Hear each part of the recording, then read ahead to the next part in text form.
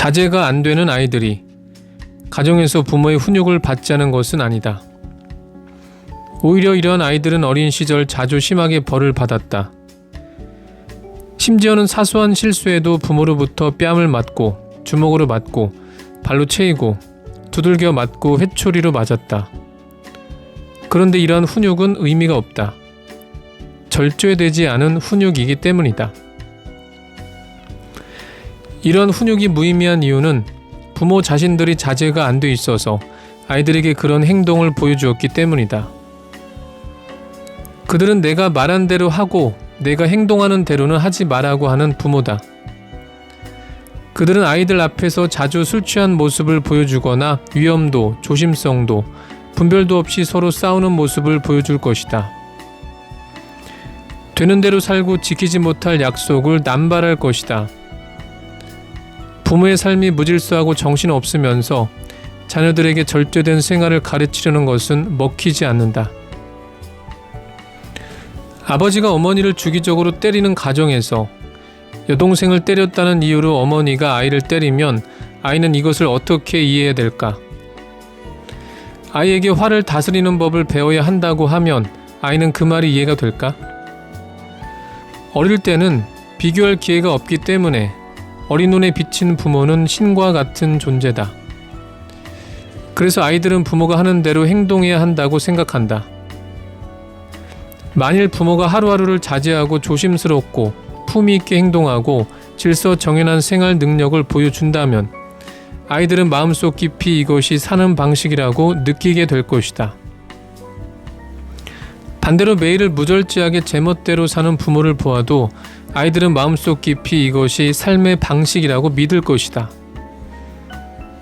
그러나 행동으로 모범을 보이는 것보다 훨씬 중요한 것이 사랑이다. 때로 무질서하고 정신 사나운 가정에도 진실한 사랑이 존재한다. 이런 가정에는 절제할 줄 아는 아이들이 나올 수 있다. 의사, 변호사, 여성 사업가, 자선 사업가와 같은 전문직에 종사하는 사람들은 대체로 아주 절도 있고 단정하게 생활하는 부모이기 쉽다. 그러나 만약 사랑이 부족한 경우 그런 부모들은 가난하고 무질서한 가정에서 자란 여느 아이들처럼 무절제하고 파괴적이고 정리할 줄 모르는 아이들을 길러낸다. 결국 사랑이 전부다.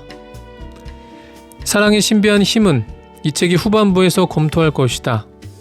그러나 책 전체의 유기적인 관계를 위해서 이 시점에서 사랑과 훈육과의 관계에 대해서 부분적이나마 간략하게 이야기하는 것이 좋겠다.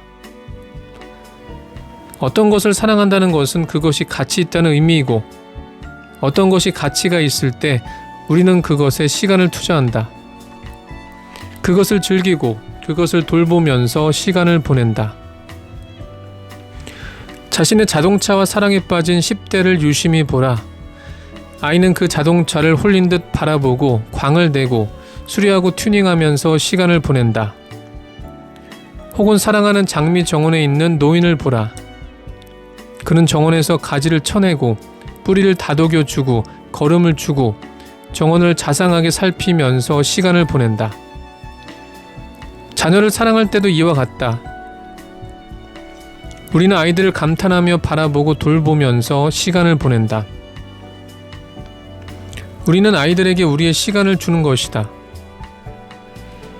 제대로 훈육하기 위해서는 시간을 들여야 한다. 자녀에게 줄 시간이 없거나 시간을 들일 마음이 없으면 가까이에서 아이들을 제대로 관찰하지 못하게 된다. 그렇게 되면 아이들에게 훈육의 필요성이 은근히 드러나는 순간을 놓치고 만다. 훈육이 정말 필요하다는 것을 확실하게 느낄 때도 아이들을 그대로 내버려 두는 게 더 편하다는 생각에 이를 무시해 버릴 수도 있다.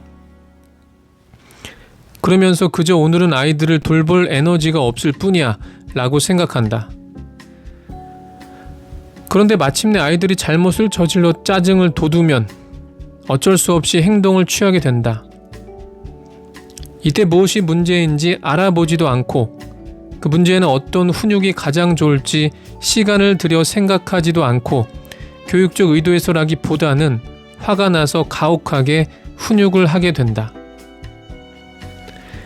아이에게 시간을 투자하는 부모는 아이가 확실히 잘못을 저지르지 않았더라도 아이를 훈육해야 될 미묘한 순간도 알아차리고 애정과 배려로 부드럽게 타이르거나 야단치거나 방법을 알려주거나 칭찬을 한다. 그러한 부모는 아이가 어떻게 케이크를 먹고 어떻게 공부를 하고 어느 때 살짝 거짓말을 하는지 어느 때 문제에 부딪히기보다는 문제에서 도망치는지를 알게 될 것이다.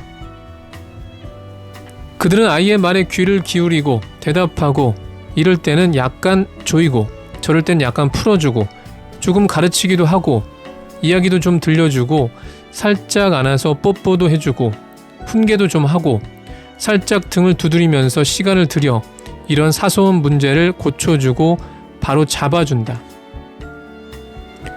그러므로 사랑이 넘치는 부모의 훈육 방식은 사랑 없는 부모의 그것보다도 질적으로 월등하다.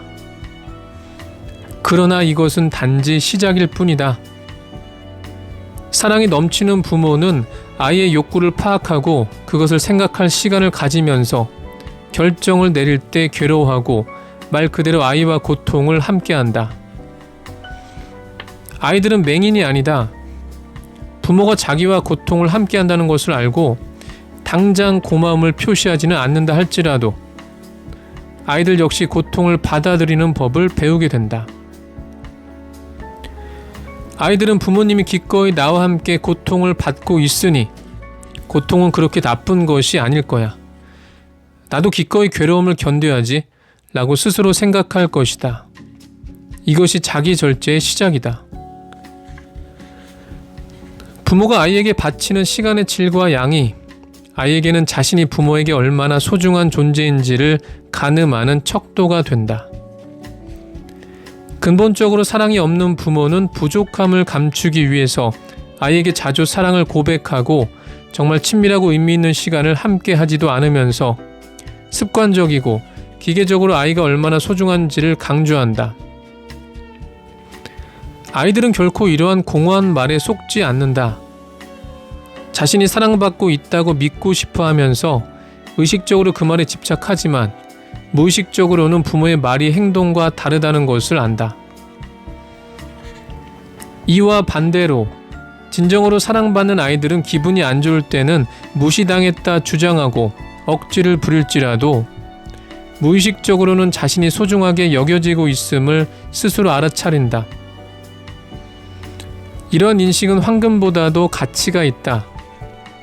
자신이 소중히 여겨진다는 것, 다시 말해 마음속 가장 깊은 곳에서 자신이 진정으로 소중하게 여겨지고 있음을 느낀다면 스스로 소중하다고 느낄 것이기 때문이다. 나는 소중한 사람이야 라고 말할 수 있는 느낌은 정신건강에 필수적이며 자기절제의 초석이다. 그것은 부모가 주는 사랑의 직접적인 산물이다. 이러한 믿음은 어린 시절에 획득해야만 한다. 성인이 돼서 그것을 얻기란 참으로 어렵다. 역으로 어렸을 때 부모의 사랑을 통해서 자신이 소중하다는 생각을 하게 된 사람은 어른이 되어 시련을 겪더라도 그러한 느낌이 사라지지 않는다. 가치 있는 사람이라는 이 느낌은 자기 절제의 초석이다. 자신을 소중하게 여기면 어떻게 해서든 자신을 돌보게 된다. 자기 절제는 스스로 자신을 돌본다는 것이다. 즐거움을 뒤로 미루고 계획을 세우고 일의 순서를 정하는 방법을 이야기해 왔으니 시간의 문제를 예를 들어 살펴보자. 만약 자신이 소중하게 여겨지면 시간을 소중하게 느끼게 되고 시간이 소중하게 생각되면 시간을 잘 이용하고 싶어진다. 앞서 소개한 일을 미루기 일쑤였던 재무분석가는 자기 시간을 소중하게 생각하지 않았다. 소중하게 생각했더라면 하루의 대부분을 그렇게 비생산적이고 불행하게 보내도록 자신을 내버려 두지 않았을 것이다. 그것은 우연히 벌어진 현상이 아니다. 원했다면 완벽할 정도로 잘 돌볼 수 있었음에도 불구하고 부모는 어린 시절 방학 때마다 돈을 받고 아이를 돌보는 집으로 그녀를 보내버렸다. 부모는 그녀를 소중하게 생각하지 않았다. 아이를 돌보고 싶어 하지 않았다. 그래서 그녀는 자신이 하찮은 존재이며 사랑받을 가치가 없다고 느끼면서 자랐다. 그렇기 때문에 자신을 아끼지 않았다. 자신을 절제할 가치가 있는 사람이라고 느끼지 않았다. 지적이고 유능한 여성임에도 불구하고 그녀는 자기 절제에 관한 가장 기초적인 학습이 필요했다. 자기 가치와 자기 시간의 가치를 제대로 평가하지 못했기 때문이다. 자기 시간을 소중하게 여길 수 있게 되면 시간을 절약하고 계획을 세우고 최대한 활용하고 싶어하는 마음은 자연스럽게 뒤따른다. 어린 시절의 부모의 변함없는 사랑과 돌봄을 받은 운 좋은 아이들은 자기 가치를 마음속 깊이 인식할 뿐만 아니라 깊이 안정감을 느끼면서 성인으로 자란다. 모든 아이들은 버림받을 것을 두려워하는데 거기에는 충분한 이유가 있다. 버림받는 것에 대한 이러한 두려움은 생후 6개월에 접어들 무렵, 즉 자신이 부모와는 분리된 개별적인 존재라는 것을 인식할 수 있을 때부터 나타나기 시작한다. 이렇게 개별적인 존재로 인식하게 되면서 개별적인 존재로서의 자신은 아주 무력하다는 것, 즉 모든 삶을 지탱하고 유지하기 위해서 온갖 것들을 부모에게 전적으로 의존하고 그것이 모두 부모의 마음에 달려있다는 것을 깨닫게 된다. 아이들에게 있어 부모에게 버림받는 것은 죽음과 같다. 아이와 관련된 것이 아닐 때는 상대적으로 무심하거나 냉담한 부모도 버림받는 것에 대한 아이의 두려움에는 본능적으로 민감하다. 그래서 아침 저녁으로 수백 번 수천 번 되풀이해서 확신을 시켜준다. 엄마 아빠가 너 혼자 내버려 두고 가지 않는다는 것을 알지? 당연히 엄마 아빠가 너를 데리러 올 거야. 엄마 아빠는 너를 잊지 않을 거야. 해가 바뀌고 달이 바뀌어도 이러한 말들이 행동과 일치하면 아이들은 청소년기가 될 때쯤 버림받는다는 두려움을 떨쳐버리고 세상은 안전한 곳이고 필요할 때는 언제나 보호받을 수 있다는 느낌을 마음속 깊이 새기게 될 것이다. 세상이 언제나 안전하다고 느끼는 아이들은 자유롭게 이런저런 즐거움을 뒤로 미룰 줄 알고 즐거움을 위한 기회는 집과 부모처럼 언제나 거기에 있으며 필요하면 가질 수 있다는 확신을 갖는다. 그러나 많은 사람들이 그렇게 운이 좋은 것은 아니다. 부모가 죽고 없거나 버림받거나 순전히 방치되거나 재무 분석가의 경우처럼 단지 사랑이 결핍되거나 해서 어린 시절 부모에게서 버림받는 아이들은 실제로 상당히 많다. 그런데 사실 버림받지 않는 아이들도 부모에게 그렇지 않을 것이라는 다짐은 받지 못하기도 한다. 예를 들자면 어떤 부모는 가능한 쉽고 빠르게 훈육하고 싶어서 노골적으로든 은근하게든 내버리겠다고 위협하는 것이 사실이다. 그러한 부모가 아이에게 전달하는 메시지는 이러하다.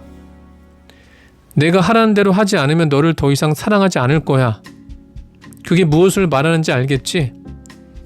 물론 그것은 버림받음이고 죽음이다. 이러한 부모는 아이를 조종하고 지배할 필요 때문에 사랑을 희생한다.